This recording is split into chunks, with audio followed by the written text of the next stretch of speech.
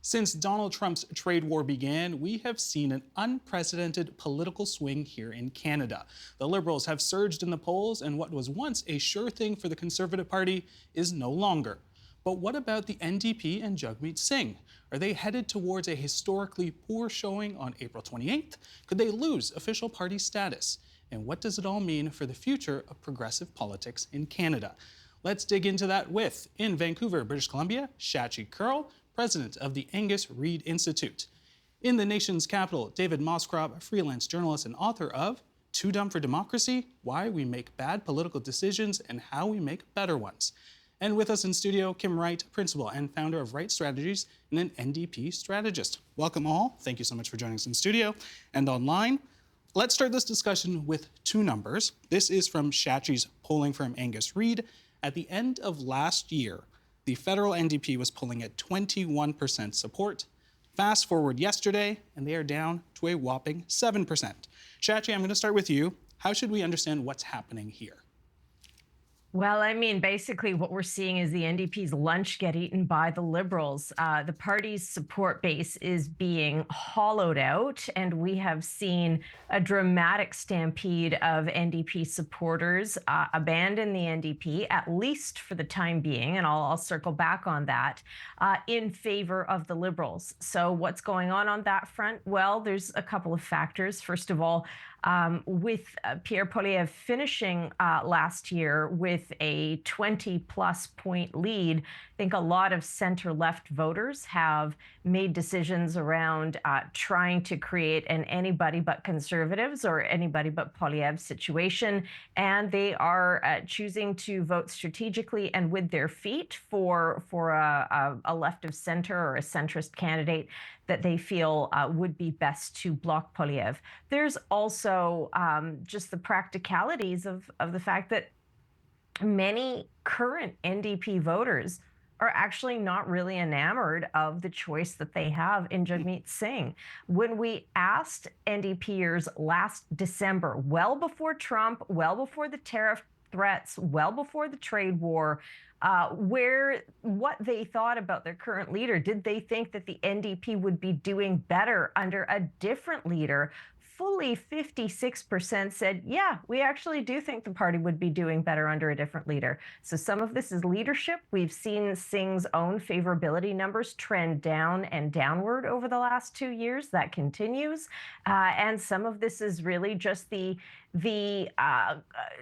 perennial issue of where does the left of center vote sit in Canada. And we saw same parallels in 2015, where the NDP vote actually abandoned Tom Mulcair and went over to Justin Trudeau, and the Liberals deemed him to be progressive enough for their choice. And, you know, somewhat ironically, the fact that we're seeing NDP voters abandon Singh for a central banker who's making a lot of noises about fiscal discipline, let's see if that holds. What's really important is the center-left vote is very mutable. It moves around, it changes, and I'm not entirely sure on the Tuesday after the Sunday election writ drop that those votes are locked in, but that's certainly where they are at the moment. All right. On Sunday, the NDP sent out an email saying when it comes to selecting candidates, it is entering the race with a record-breaking momentum. Yeah. How would you characterize the state the NDP are entering this race in? So there's a couple of things that are quite great. We're already, and New Democrats actually go through nomination meetings for their candidates. It's not anointments and appointments like other parties are allowed to do. You can't just wave a bibbidi-bobbidi-boop magic wand and here's all your candidates. So that does take a little longer, but it was, we started the writ issuance, and shout out to Steve Paikin, it's never a writ drop. But we had about 230, 240 candidates that were already getting ready to knock on doors and already had been knocking on doors. So great momentum start. I'll also give people a bit of history that going into the 2011 campaign, Jack Layton was somewhere in that 10-11% range at the start of that campaign and ended up living in Stornoway come the end of the election. So strange things happen, wonderful things can happen on the campaign trail. It really just depends on how these candidates all show up during the campaign? Do they have momentum? Do they have candidates? Are they able to weather the storm? And what we've seen out of Mr. Carney and his inability to answer simple questions like, what's in your portfolio? How many millions and millions have you made off of buying up real estate and charging outrageous rents to homeowners, including here in Toronto? How do you expect people to believe you're accountable when you won't be accountable on the basic things like, how much money do you have and where are you invested and where are your ethics obligations? Those are problematic things for Mr. Carney going into this. And it's why some of those progressive voters who might have been like, oh, okay, not Trudeau, great, let's check out the new guy, kick the tires and go, oh, wait, he's not one of us. He's not part of our team. Where do we go? So then we start to look at, as we saw in the Ontario election, the voter efficiency of New Democrats is extraordinary. Bonnie Crombie was at 30% on election night, didn't have a seat for herself and only had 14 seats. And Marit Stiles has 27 MPPs and is the leader of the official opposition. 21% to 7, that's a pretty big drop.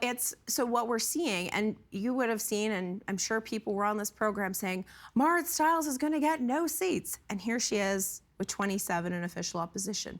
So there is a voter efficiency that I'm certain that every pollster will tell you doesn't actually get picked up in those big top line numbers. And I know this because we see it in campaign after campaign. Jagmeet is a seasoned pro. He knows what it's like being on those the campaign trail every day and in the scrutiny of media every single day. He's so incredibly focused on who he's in it for, why he's doing this.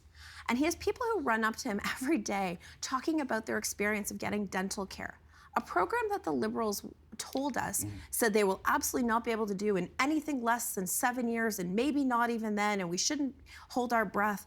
And now millions and millions and millions of Canadians are having these programs and access to these services that they wouldn't have but for the adult in the room, Jagmeet Singh and the New Democrats. All right, you mentioned the pollster. We will get to Sachi shortly, but I want to get David into this. How would you characterize the state of the NDP right now?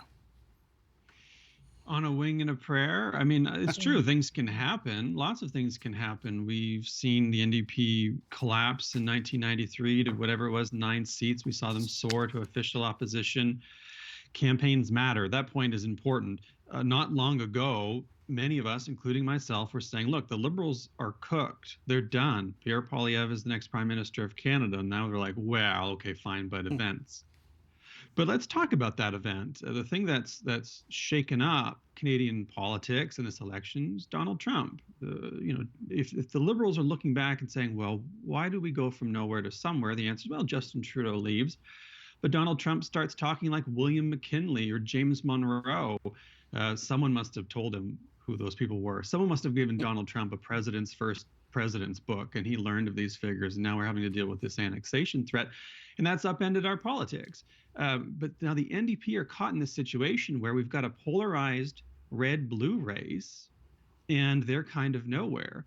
And in political science, we talk about Duverger's law. It's very, very nerdy and arcane, and no one outside of political science likes it, but it's kind of important. And it says basically that in a first-past-the-post system like ours, you sort of get a two-party system. You're meant to, except for there's all these exceptions where you don't get that. And in Canada, we're one of those exceptions. We don't really have that polarized two-party system like they do in, say, British Columbia in the provincial party system. But we don't have that federally. But every so often in elections, we kind of get a simulacrum of it, which is what we're having now. And someone in that situation needs to be pushed out. And right now, that's the NDP. So it's going to be difficult for them, though not impossible, to say, no, we have a value proposition here. We offer something. In fact, we're different. And, this might be getting slightly ahead of us here, but I'll just note it.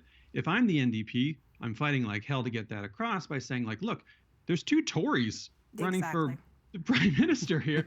We're the different ones. The question is, will voters hear that if their question is, who can best deal with Donald Trump?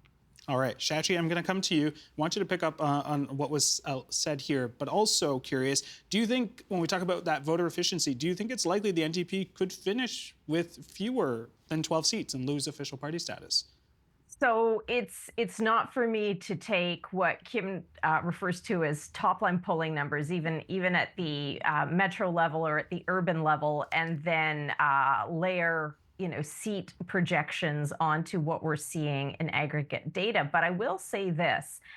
When we talk about, it's impossible to figure out the NDP's efficiency at the ground level, I go back to and look at some of the data that we released yesterday, showing number one, the NDP in third place provincially here in the province of British Columbia, as an example. Okay, well, what does that really mean? Show us what it looks like in Metro Vancouver, which has, traditionally been a stronghold for the NDP. Well, the party at the end of last year was tied for a distant second to the Conservatives with the Liberals, both sitting at about 27%. Today, the Liberals polling in Metro Vancouver are in a first place by a mile, by a wide mile, almost at about 50%, the NDP in a distant third. So do I know from experience and spending the first chapter of my career as a political journalist that the NDP's vote is some of the most driven, most passionate, most committed vote at its very, very core? Yes, but that's sort of the organizing level. It's the core level. The people, on the other hand, who showed up for Jagmeet Singh back in 2021 or 2019 on a wave of goodwill and inspiration because he was a fresher, newer leader at the time, those folks, I think, and I say again, for now, here on day 3 of the campaign, have decamped to the Liberals, and I think are not as motivated as by the fact that I think it was David who talked about, Carney being basically a progressive conservative, and more about blocking Trump and electing blocking Polyev and electing somebody who will do a more elbows up job standing up to Trump. I think those are the motivations for voters, and we really have to see what happens with young voters, for example, and young women, traditional support bases for the NDP. Are these voters who are going to, number one, show up? And if they do, are they going to show up for their traditional candidate, or are they going to show up for something new? All right, Kim. In 2011, Jacqueline and the NDP won 103 seats. In 2015, with Thomas Mulcair, 44 seats. And then, as we mentioned, 2019, 2021, 24 and 25 seats. Our viewers, they're quite smart. We don't need to put a line graph on here. Are you concerned about where the party's sort of larger trend line is? I'm really not. And I look at the 2015 campaign, and Tom Mulcair was supposed to be the next one, the next prime minister, and then he ran a campaign that was, by all accounts, abysmal, and not who he authentically was. What Canadians always want to see is, who are these leaders authentically? And they get a sense of that. There's a smell test, so how they respond to reporters, how they respond on the campaign trail, what are the policies they're putting forward. And Jagmeet always does quite well in these situations where Tom Mulcair tanked because everyone was like, okay, I was okay with angry Tom, but now he's smiling and weird and trying to be Jack, but not Jack. And, like it looked like a village had lost their idiot. He was smiling so much. And honestly, he just ran an abysmal campaign. This is why he's out of politics. And every time he has picked a winner and loser in one of his columns, I laugh because it was like, oh, that's where it's going to tank, because his instincts are terrible. But I'll put the former leader aside. Jagmeet does really well on the ground. He does really well in the scrums, in the campaign trail, in the cut and thrust of it. His human side. He's now a dad to 2 young, adorable children. You saw them at the start with they even had the orange sunglasses on. He understands why he's doing this. Authentically why he's doing this, not because some pollster or some focus group told Pierre Poilievre he should smile more, and that just looks odd. And you see these sloganeerings of Mr. Poilievre, the verbing the noun, so to speak. He's tried axe the tax, he's tried the bring it home, he's tried Canada first. None of them authentically fit. What is interesting, and Mr. Carney's having a similar thing. He was asked on the start of the campaign, well, why are you running into PN? He flipped several pages in his briefing book before he read basically the demographic profile of Nepean, didn't get the riding breakdown right, and just fundamentally is just wooden. So he's going to try the Kamala Harris, hang out with every celebrity he can, do a really lovely social media campaign. But you have to strip that away in the 30 some odd days that are left in the campaign and in those debate stages. I mean, just the notion of not wanting to do the TVO debate and only wanting to do the consortium debates and well, it's because of this, well, it's because of that. He can't give a straight answer, and Canadians are going to have a real time with that. Jagmeet, on the other hand, was out there talking about housing policy, how to make housing work for people, how do we expand pharmacare and dental care. He's also sitting there, showing that fighter side. As people are looking for who is going to best take on Donald Trump and protect the interests of Canadians, people are looking for both a bit of the doctoral thesis, but a lot more of that doctor of thugonomics type of situation. It's what we saw in the Ontario election. People want to see somebody who is feisty and fighter and really gets it. It's why Wab Kinew, the NDP premier in Manitoba, is doing so well. So we've got some really great candidates. We've got some really great hotspots. And also we've got a leader who's been battle tested. I'm really excited to see what he does. All right. David, I want to come to you.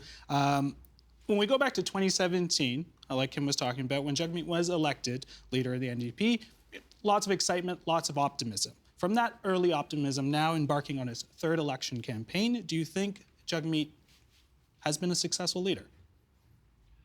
Well, first off, a real quick point. You run in Nepean because it's got the best Costco in Ottawa and maybe Canada. Let's get the facts out on the table. I don't know that Mr. Kearney's ever been to a Costco, so I'm not, I wouldn't exactly throw that one out there. Well, if he's going to go, I'm going to give him some advice right now. Book your tire change well in advance, because if not, you're looking at June to get your winters off. Look, we have to answer the question. We have to go to the core, which is, what is the point of the NDP? And that sounds facetious or flippant, but it's not. I mean that as a serious, deep, fundamental question about what we expect from the party. Because if we're going to evaluate Jagmeet Singh and the NDP, we need to evaluate them on some criteria. If you're the Liberals or the Conservatives federally, that criteria is typically, did you win? Did you become government? How long were you government? How did you leave your party at the end of the day? What did you accomplish while you're in power? That's not something we talk about for the NDP because they've never formed a federal government. We can talk about that in Manitoba and Alberta. We can talk about that in British Columbia. We don't talk about that federally. Well, so what is the point? Well, I would say reasonably might say the point of the NDP is to push policies when they have an opportunity that they think are going to be good for Canadians. On that measure, I think Jagmeet Singh has actually been quite successful. He didn't grow the party electorally in any significant way. It actually went down, but he was there to help get the country some pretty decent pandemic benefits, got some child care, some dental care, some pharmacare, anti-scab legislation, all very nice things. So big W in the win column.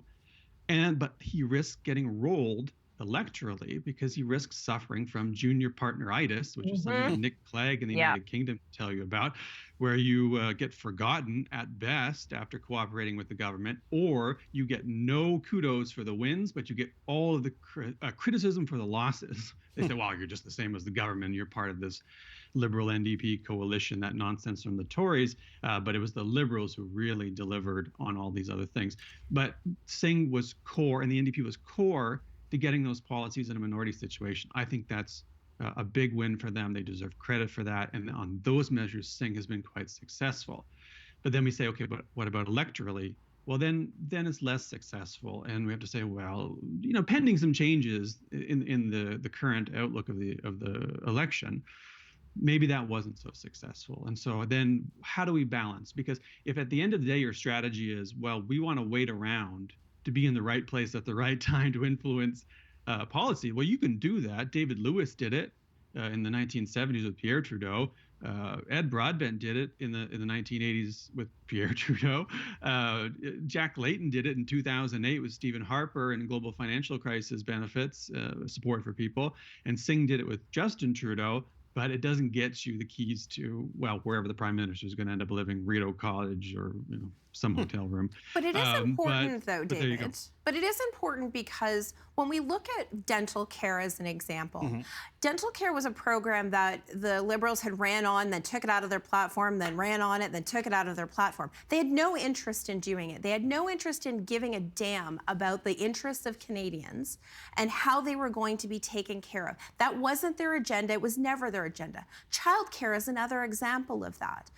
This is the Liberal government and the Liberal Party since the 90s. When I was a child, were running on childcare. Those kids then had kids, and their kids had kids, and their kids sometimes had kids, and they still didn't have childcare and are still having trouble with it. So the amount of bluster that we see out of Liberals because they think it's what the electorate wants out of a focus group is never what they deliver unless they are pushed, and pushed like hell. And that is why every New Democrat will say, very much, who are you in this for? Who do you want there fighting for you? And that's when you want the New Democrats. And in a situation like we're in today, with an existential threat coming from the South, and our communities struggling, the fact that you cannot get a one-bedroom apartment anywhere in the country while doing full-time minimum wage is abhorrent about the state of situation. And if you think Mark Carney is going to fix that for you, your kids, your grandkids, or anyone else in your community, I've got another thing coming, because the shareholders have never wanted that. And that becomes the problem. And that's why the New Democrats will always have a place. And this is what people are looking for. And when I look at our incumbents, when I look at our leader, when I look at what we're talking about, this is why it's so important. And David, you talked about Carney being a conservative. I wouldn't call him a progressive conservative because I haven't seen anything progressive out of him. But, at the end of the day, what people want in communities is making sure that we're building those communities and that we've got somebody who can fight. And I'm not sure Mark Carney's cut out for it. All right. Neither is Pierre Poilievre. All right, Sachi, I want to come to you. The supply and confidence agreement, of course, has made it very difficult for some Canadians to sort of separate the Liberals and the NDP. And I'm curious, do you think as a leader, Jagmeet Singh has been able to articulate a vision for the NDP that is separate and distinct from the Liberals? And what is that?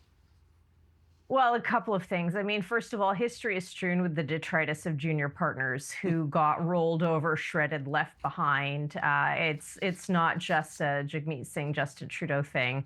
There are many examples, both at the provincial level and at the federal level, where the electorate, and I mean, I appreciate that Kim is an NDPer and a passionate, articulate advocate for her leader. That's great. But, frankly, voters themselves will say, thanks for the dental care. Thanks for the child care. That's retrospective. The ballot question in front of us right now is the question on Trump and the question on, do they see Jagmeet Singh as prime ministerial material? Do they see the NDP as government material in this particular campaign? Well, the party's down to 7%, so let's see. The other piece of it, though, that I want to circle back on that we haven't talked about, and when David talks about what is the point of the NDP, and I would frame it as what is the relevance of the NDP through the 80s, 90s, early 2000s, framed itself and styled itself as the party of the working class. And what we've talked about, how the Liberals have eaten the NDP's lunch on progressive issues, on expanding the social safety net. The other place where the NDP has really seen its support base drift away, this time to the Conservatives, is among the working class, particularly among private sector union members. When we do polling every year, as we do around Labor Day, and we talk to union members and we ask them, what's the party, who's the leader who's standing up for the issues that you are most interested in and galvanized by, who's got your best interests at heart? Shockingly, for some, what we saw was a split evenly between the NDP and the Conservatives among private sector union members.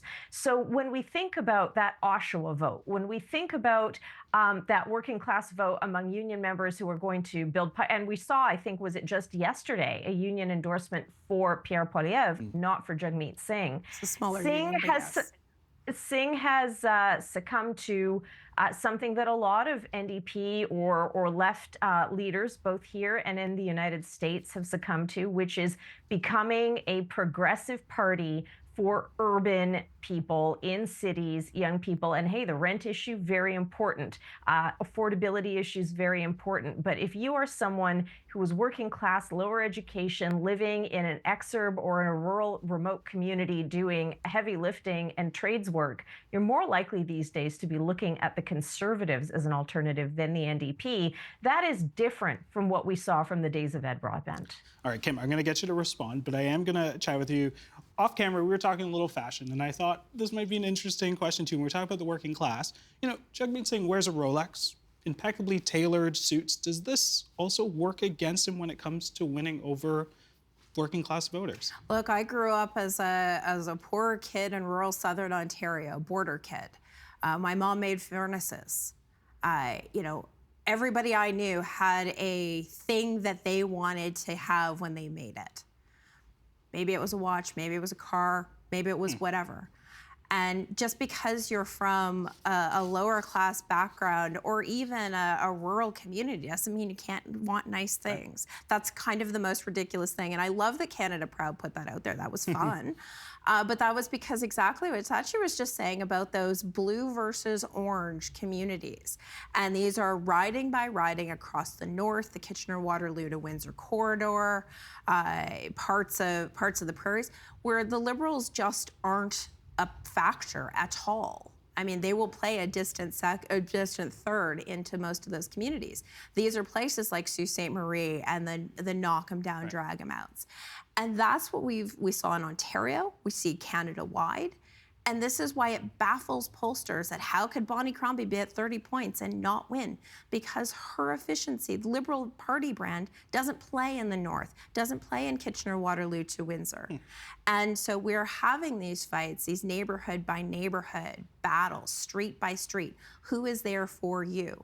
I will also say really proudly that that the steelworkers are a big endorsement and surrounded Jagmeet in Hamilton just the other day. Because these are the folks who are most impacted by tariff wars. The steelworkers are the most impacted, and they are absolutely in lockstep with Jagmeet and the New Democrats. QP National also just endorsed Jagmeet yesterday. So it is a matter of yes, public employees and government union workers are solidly NDP. And the steel workers and public unions, people who actually want to build our communities. And you're going to see more and more of that over the course of the coming days. People see who Jagmeet is. They know why he's doing this. They know why New Democrats are doing this across the country. We've got extraordinary, utterly fabulous incumbents and new potential MPs who have solid track records in their community as community builders, and they're running and they're knocking on doors and they're not worrying about what's happening on X or whatever Elon's calling it this week, which, by the way, Brookfield under Mark Carney invested heavily in. But you know, they're out there and they're doing their thing and they're knocking on doors and they're getting it done. All right. I'm going to point our viewers and you to our screen. I'm going to read a quote from the Walrus from last week. It reads, "After this election, regardless of the outcome, Singh will probably face a leadership challenge. Even if he hangs on, he'll still be brought down by a familiar nuisance. Pretty much since the NDP's founding in 1961, the party's chief internal struggle has been the age-old question of whether it should tack to the center or the left, whether it should try to beat the Liberals at their own game or remain faithful to its organized labor and prairie populist origins." David, a lot can change quickly in a campaign, as we know, but if things remain where they are today, what path do you think the NDP should take? Well, I'll do a disclosure here off the top as the country's housebroken socialist in the mainstream. That's my tendency. You know, they let me in the rooms because I'm a tall white guy with a PhD and I don't ruffle too many feathers. It's nice to be that kind of insidious radical, but I think the NDP should be radical. I think they should go all in on unabashed, unapologetic, nation building, class politics. I think there's nothing more important than class politics. It's one of the markers that cuts across all these other cleavages, all these other markers. It's the one thing that can potentially unite millions of Canadians. And it takes work, though. You've got to build that class consciousness. You've got to build from the grassroots. In communities and in church basements and at the union table, at campus clubs, online and offline. You've got to really, really build that, but expressly class politics above all. And also, I think the party should decentralize a little bit. The NDP talks a lot about grassroots, and the grassroots is great, but we know that there's a strong presence of experts, of professionals at the table who drive the party. That often the constituencies are actually kind of diminished or muted compared to the central folks. Go more all in on the grassroots. Go in on class politics unabashedly. So roll up your sleeves, do the Bernie Sanders playbook a little bit, and reclaim that ground from Tories and Liberals who are cosplaying class politics for workers. Go be what Tommy Douglas was, and maybe even use the word socialist if you're feeling feisty. Jagmeet Singh won't use it, but I'd like to see an NDP leader use it again, like they did back in the 60s and 70s. Shachi, Trump voters and right-wing populists say things like the game is rigged, the system is unfair and unequal, and the elites are winning at everyone else's expenses. Progressives have been saying this forever as well. Is there any reason why the progressive left can't tap into these same feelings and frustrations? I mean, it's interesting because the question is who identifies as progressive left, who identifies as socialist, who sees themselves in the modern federal NDP. That's the question. Do voters see themselves and a leader who understands their interests? And of course, Kim is going to say yes, but I have to bring you back to the fact that at least at this stage in the campaign, on this day of the campaign, there's only about 7% support nationally for the party, which is down to the territory where it was, in the days of Alexa McDonough and Audrey McLaughlin in the era of an old pizza pie parliament, when it was NDP Reform, Progressive, Conservative, Liberal, and Bloc. There's I think, more runway at this stage and at this era for the NDP for all of the reasons that David has laid out. And yet we never saw Jagmeet Singh really convert. And I think it's because not enough voters saw or identified themselves with the party under his leadership, saw or identified themselves with him. And until that changes, either through his own approach, through party policies, or through just a sense that, yes, the NDP is there for me, for my household, given my concerns, given all the other choices I have as a voter, that will continue to be a problem, especially in a really tight 5-week campaign, which, when you take into account advance polling, is even shorter than 5 weeks. That has already narrowed really down to two choices: where and how and when does Singh and the NDP sort of elbow their way through and create space? Maybe that happens later in the campaign, maybe it happens on the campaign trail, maybe it happens after a debate, but that debate is coming pretty late in the campaign. So that is the task, the devoir for Jagmeet Singh and the NDP, with what little time he has to achieve it. Time will tell. We're unfortunately going to have to leave it there. Shachi, David, Kim, thank you so much for your insights. Really, really good to see you all. Thank you. I'm excited to see how Jagmeet becomes the new Jack Layton.